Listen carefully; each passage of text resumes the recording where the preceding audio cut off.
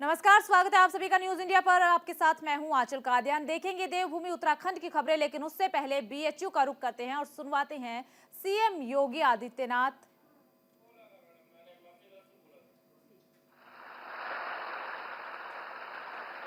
और वाराणसी के दौरे पर है प्रधानमंत्री नरेंद्र मोदी। ये सीधी 8 तस्वीरें और आपको 7 दिखा रहे क्लास हैं। के बच्चे। प्रधानमंत्री नरेंद्र मोदी ने बीएचयू में आयोजित कार्यक्रम में शिरकत की है और सीएम योगी आदित्यनाथ भी उनके साथ उपस्थित है। बच्चों को पुरस्कार प्रधानमंत्री नरेंद्र मोदी की तरफ से दिए जा रहे हैं और बच्चों के चेहरों पर खुशी पीएम मोदी से पुरस्कार पाकर।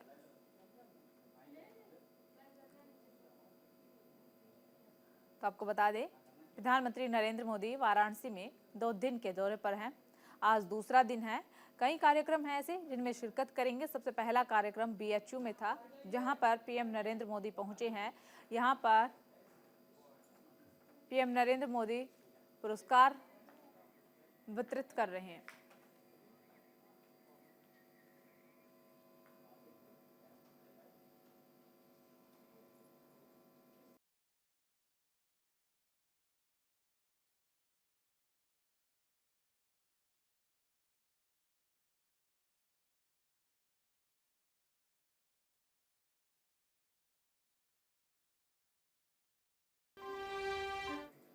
और चलिए अब रुख कर लेते हैं देवभूमि उत्तराखंड की खबरों का। उत्तराखंड के सीएम ने प्रधानमंत्री नरेंद्र मोदी का आभार जताया है। दरअसल राज्यवासियों की तरफ से पीएम मोदी का हार्दिक आभार जताया गया है। धनराशि राज्य के विकास कार्यों को नई ऊर्जा देगी, ये कहा गया है। साथ ही सीएम पुष्कर सिंह धामी ने ये जानकारी भी दी है कि केंद्र की तरफ से सूबे को मिले 372.63 करोड़ रुपए, ताकि सूबे का विकास हो सके।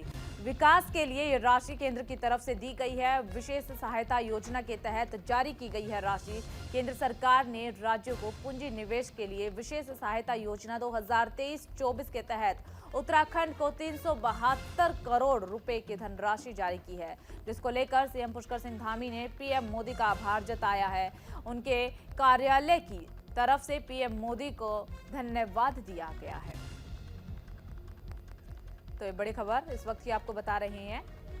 केंद्र की तरफ से उत्तराखंड के विकास के लिए धनराशि दी गई है, ताकि उत्तराखंड में विकास कार्य किए जाए और विकास कार्यों से नई ऊर्जा उत्तराखंड को मिले। ऐसे में राज्यवासियों की तरफ से सीएम पुष्कर सिंह धामी की तरफ से प्रधानमंत्री नरेंद्र मोदी का आभार जताया गया है। साथ ही आपको बता दें कि सूबे के विकास के लिए लगभग 372 करोड़ की राशि दी गई है। ये राशि विशेष सहायता योजना के तहत दी गई है।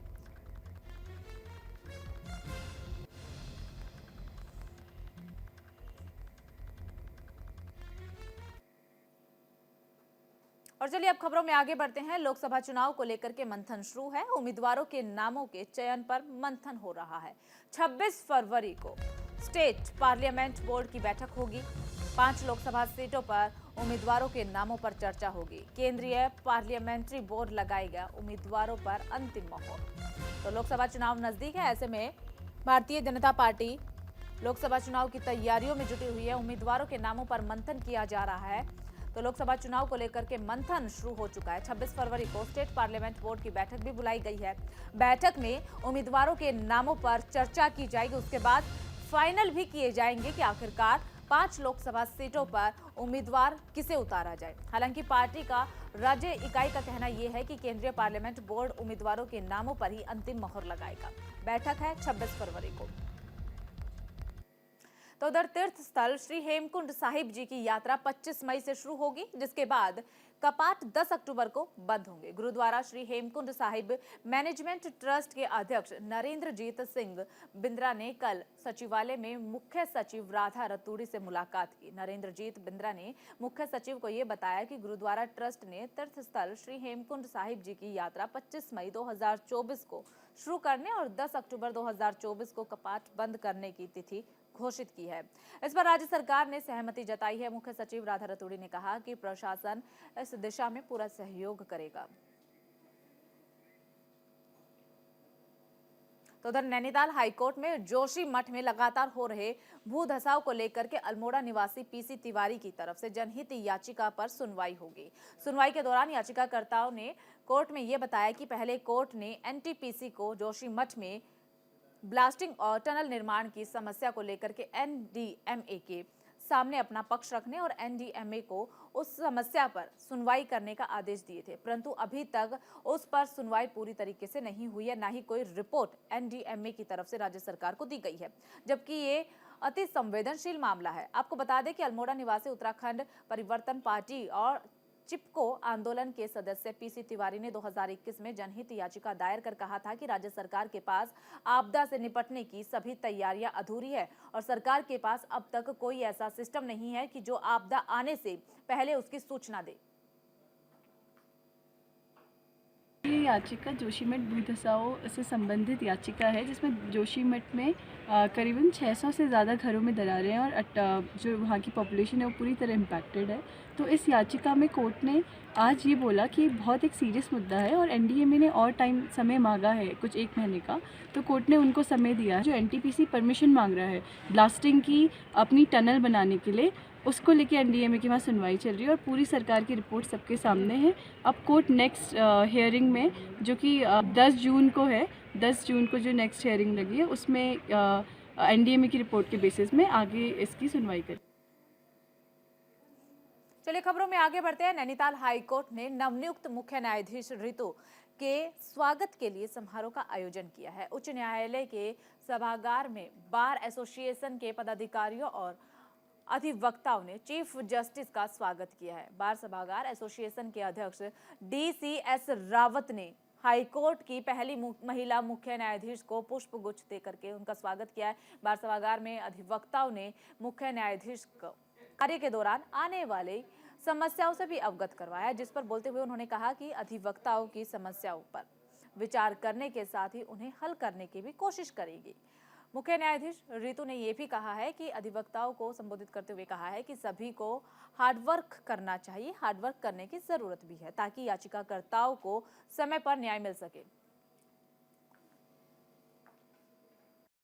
कर रहे हैं हम, यंग एडवोकेट्स को हायर करने की स्पीड में है। अगर 15-20 लॉयर्स हमें यंग मिल जाएंगे, वो ओल्ड केसेस में हमारी हेल्प करेंगे। हमने ऑलरेडी फाइल्स 2 कोर्ट रूम्स में पहुंचा दी हैं। सो हमें सिर्फ 15-20 यंग लॉयर्स चाहिए, 4 साल के एक्सपीरियंस तक, 5 साल, तो वो काम करेंगे, तो उनको भी लर्निंग हो जाएगी, कोर्ट की भी, कोर्ट की। तो पश्चिम बंगाल के संदेश खाली में हिंसा को लेकर के देश भर की राजनीति चरम पर है और राजनीति का विषय भी बना हुआ है। इसी मुद्दे पर न्यूज इंडिया से बातचीत करते हुए राज्यसभा सांसद नरेश बंसल ने ममता सरकार पर हमला बोला है और उन्होंने कहा कि आरोपियों के खिलाफ जल्द कार्रवाई नहीं होती तो मुख्यमंत्री ममता बनर्जी को स्वयं इस्तीफा दे देना चाहिए। राज्यसभा सांसद नरेश बंसल जी हमारे साथ में हैं, बात कर लेते हैं। सर, जिस तरह से आज पश्चिमी बंगाल का संदेश खाली गांव जो है सुर्खियों में है, यानी एक तरह से बड़ी शर्मसार करने वाली घटना हुई और कई आयोग की टीम वहां गई, कई संगठन गए। बात यहां तक आ गई है कि लोगों ने अपनी रिपोर्ट में यहां तक कह डाला कि अब वहां राष्ट्रपति शासन की जरूरत है। आप किस तरह देखते हैं? निश्चित रूप से भारतीय लोकतंत्र को और भारतवर्ष को शर्मसार करने वाली घटना है। जिस प्रदेश की मुख्यमंत्री स्वयं महिला हो और महिलाओं के साथ इस प्रकार के अत्याचार हों और अत्याचार करने वाले भी उन्हीं की पार्टी के लोग हों, उनको संरक्षण मिल रहा हो, तो और चलिए अब सीधा बीएचयू का रुख करते हैं और सुनवाते हैं प्रधानमंत्री नरेंद्र मोदी क्या कुछ कह रहे हैं। आप सब विद्वानों और विशेषकर युवा विद्वानों के बीच आकर ज्ञान की गंगा में डुबकी लगाने जैसा अनुभव हो रहा है। जो काशी कालातीत है, जो काशी समय से भी प्राचीन कही जाती है, जिसकी पहचान को हमारी आधुनिक युवा पीढ़ी इतनी जिम्मेदारी से सशक्त कर रही है, ये दृश्य हृदय में संतोष भी देता है, गौरव की अनुभूति भी कराता है और ये विश्वास भी दिलाता है कि अमृत काल में आप सभी युवा देश को नई ऊंचाई पर ले जाएंगे।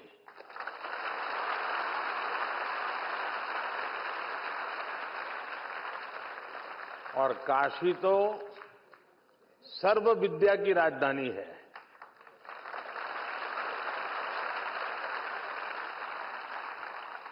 आज काशी का वो सामर्थ्य, वो स्वरूप फिर से संवर रहा है। ये पूरे भारत के लिए गौरव की बात है। और अभी मुझे काशी सांसद संस्कृत प्रतियोगिता, काशी सांसद ज्ञान प्रतियोगिता और काशी सांसद फोटोग्राफी प्रतियोगिता के विजेताओं को पुरस्कार देने का अवसर मिला। मैं सभी विजेताओं को उनके परिश्रम, उनकी प्रतिभा के लिए। और यहाँ रुकेंगे एक छोटे से ब्रेक के लिए, फौरन हाजिर होंगे।